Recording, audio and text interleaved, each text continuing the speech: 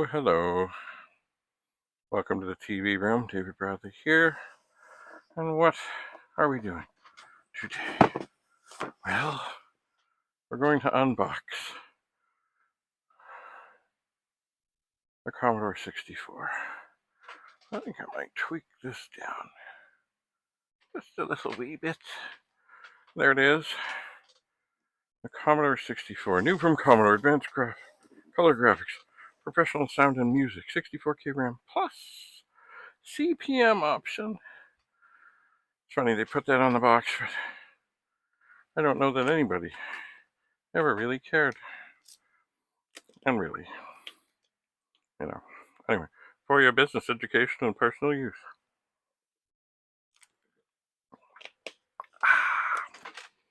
And of course, on the box, it has this Commodore thing that I don't think I ever saw. And way over here, there's this colored thing,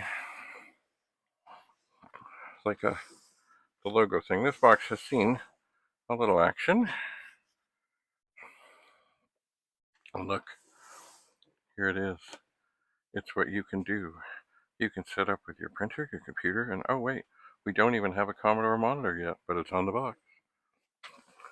And a data set, and discs, and a disk drive. Oh, it's beautiful. Now, let's see. Serial number P00249065.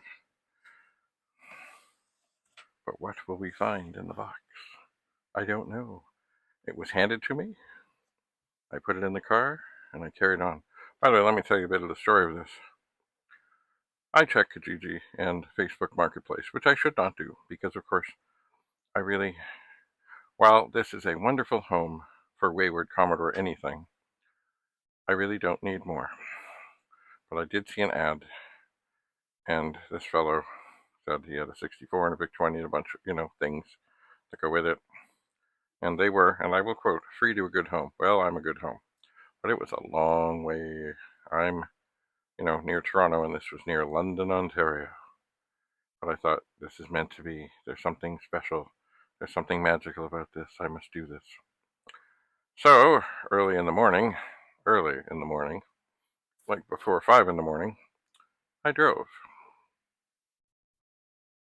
And met up with the fellow, very nice, charming man. And then I turned around and came back. It was my map thing and everything told me the trip would be, depending, 2 hours and some minutes. And remarkably, even though I did 2 quick stops in there, I did the whole journey. Like I left here, say, 10 to 5. Early in the morning, and I got back about 9:30. So typically I find that, if something is supposed to take a couple hours, it takes 3. So I'm surprised that I wasn't back much later. Anyway, of course, after that I was mighty tired. But it is now time to observe what is in the box. And of course, look, it's a 1541 manual. None of the packing material is here. It's a Commodore 64 user's guide. Yes, look, this is what we used to do. I remember when I first got a 64, hooking it up to a television. And we needed some sort of, well, this came with it, and usually there was, some adaptation necessary. Oh, more stuff to go to a television. More cables to go to a television. Oh, another switch box, also for a television. And here is a power supply. Now, is the power supply good? I don't know, and I will have to find the tester made by Rudy of Retro Intro. What do we have here? Chapter 4 logo. Color commands. In this section, you will learn to use colors in logo. Interesting. Anyway, inside, of course, is well, think it's a Commodore 64. It's certainly in a lovely, lovely cover.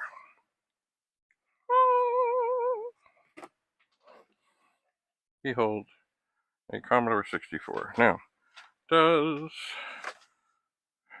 yes, serial number matches the box.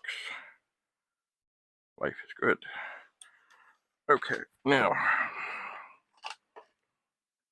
put this in here, put this in here.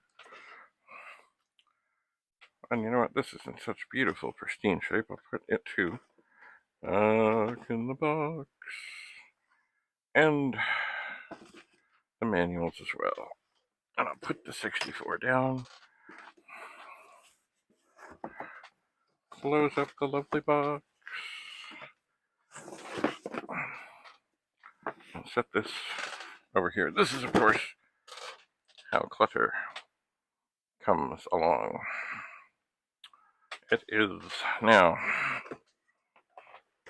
I should have over here, but I don't. Ugh. I gotta get better at all of this. I should have my power supply checker.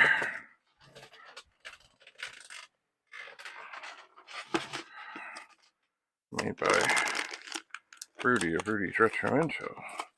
It should never be far from here.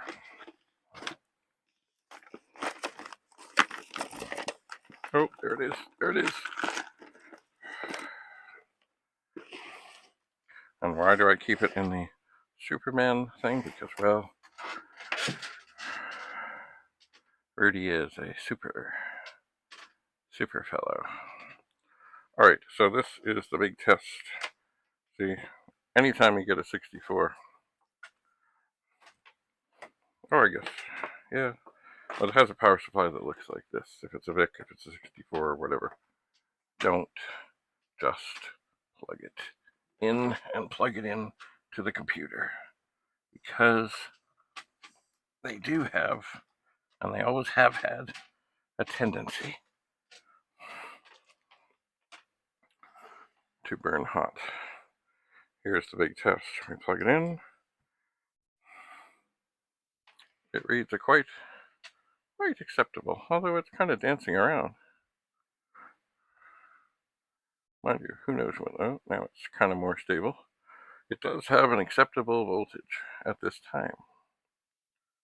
Seems to be stabilizing. Remember, this thing may have not had power running through it in a very long time. I think I will leave that sitting there so I continue to be assessed. It is now settled on a very acceptable 5.15. All right. So here is the 64. It looks pretty clean. It does. I have been known to just plug things in and see what happens. And I've really never been burned by that. But I think it is time to open this up and have a look inside, just in case. So 3 screws, they are Phillips in this case. On some machines, usually the 64C, they can be Torx. I believe it's a Torx 10. So this makes it pretty easy. Oh. Okay. Now, let's see here. Oh. Keyboard is putting up a suitable fight. Alright, what we have here is quite magical and quite special. This is an early board 64, which means the video will be a 5-pin DIN rather than an 8-pin DIN. Everything of a major variety is socketed. That is beautiful. The board is a 3, 2, Oh, I should know this by heart. I should know this by heart. Hello, glasses. Why are you tangled? Why are you tangled? Why are you tangled? Why are you tangled?